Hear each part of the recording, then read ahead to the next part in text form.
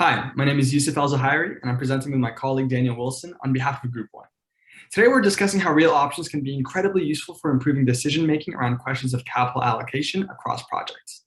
Consider the case of our employer, a healthcare-based Canadian artificial intelligence company that produced a proprietary algorithm which allows medical professionals to better diagnose one specific disease. Upon market entry, the firm can either deploy the full-scale algorithm to various hospitals in Toronto, or it can deploy a prototype version at a single hospital at a lower cost, and then, if successful, aggressively build out the full-scale algorithm for wide market distribution. We'd explain to the CEO that if we applied a static NPV analysis, the company should not pursue this project at all, as it will not create value to the shareholders. If full market entry costs $50 million and includes a commitment to future expansion, the NPV generated will be negative $10 million considering the profit outcomes and calculated scenario probability. In this case, although the firm can generate significant cash flows if the demand is strong, the firm will forego a potentially profitable project given the calculated negative NPV. However, we must remember that in the near future, the firm will have more information available at its disposal as to whether the prototype was successful and whether there is high demand for this algorithm.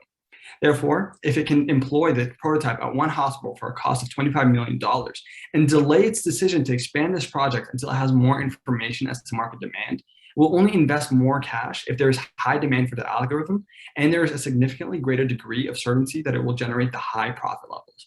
Otherwise, it will avoid the second investment to limit its losses and simply maintain its prototype in the single hospital. In this case, the NPV of this project increases to $20 million and the project should be pursued. This analysis demonstrates that real options are useful in a very practical sense when the company can delay its decision-making until it can obtain relevant information that allow it to either capitalize on its good fortunes or mitigate its losses.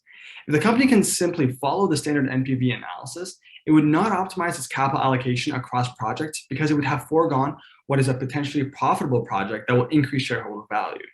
Even worse, if this is a small artificial intelligence company where due to resource constraints, it cannot pursue all positive NPV projects, it may pursue a project with a lower NPV, which does not maximize shareholder value when considering the true NPV of this project after taking into account the real option. Therefore, real option analysis will allow the firm to improve its capital allocation decisions by having a more accurate calculation of the NPV of the project. Finally, it's important to note that the value of the real option to the CEO would be $30 million. Now, while this exemplifies how real options can be practically useful, I'll now pass this on to Daniel to discuss the optimal uses, various benefits, and limitations of a real options analysis. Great, thanks, Yusuf. Now that we understand how real options can be applied, let's talk about what this type of analysis can and can't do. Real options are most valuable when there's significant volatility in the payoffs of the potential outcomes of a project. A real option allows a firm to participate in the upside scenario and forego the downside scenario. This creates an asymmetrical payoff for the firm that is not accounted for in the basic NPV because it simply uses the expected payoff. The option of delaying a decision until we have more information is clearly valuable, and therefore the NPV analysis must include the value of this flexibility. There is tremendous value in using a real option for an AI firm due to the significant uncertainty in this emerging market. We have identified 3 realistic scenarios in which a real option analysis would provide a more accurate analysis than a simple NPV. The option to expand the build of an AI product should the prototype be successful. The option to wait and see what the true demand of the emerging AI market is before investing in it, and the ability to abandon the project if the AI product is not successful. Now, although there are benefits to using real options, there are limitations.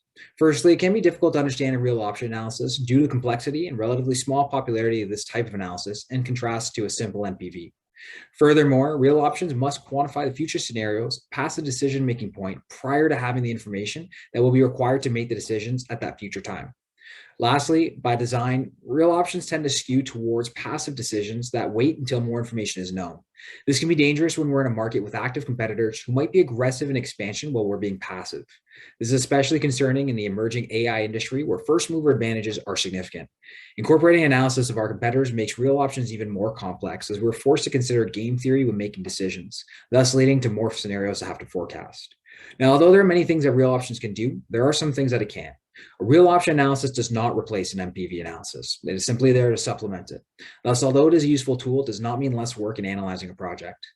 In conclusion, using real option analysis optimizes the capital allocation process because, despite its marginal drawbacks, it builds on the NPV analysis to account for the value of flexibility of decision-making at a time of reduced uncertainty. This flexibility can generate significant value and thus is important when analyzing a project where a decision can be delayed. This concludes our presentation. Thank you very much for listening.